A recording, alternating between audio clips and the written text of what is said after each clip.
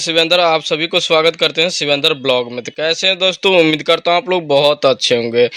तो भाई लोग वीडियो बने रहेंगे तभी आप लोगों को सही जानकारी मिल पाएंगे। तो भाई लोग खेसारी भैया जब भी कुछ करता है सोच समझ कुछ करता है। तो भाई लोग बता दूं, काफ़ी गजब का एक खुलासा खुल के आए हैं।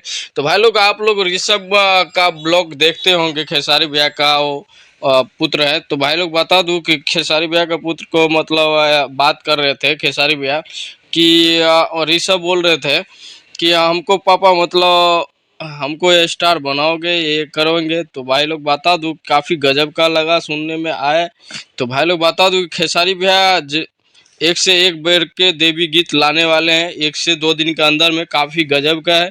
और भाई लोग थोड़ा सा प्रोमो चल रहा है ग्लोबल म्यूजिक जंक्शन से। तो भाई लोग जैसे ही सॉल्व होता है वैसे ही गाना रिलीज किए जाएंगे। तो भाई लोग ऐसे ही देखते रहिए शिवेंद्र ब्लॉग। और क्या आप लोग का राय है कमेंट बॉक्स में ज़रूर बताइएगा। और भाई लोग शिवेंद्र ब्लॉग को सब्सक्राइब नहीं किए तो शिवेंद्र ब्लॉग को सब्सक्राइब कर लीजिए। चलते हैं अगले वीडियो, मिलते हैं, तब तक के लिए अपना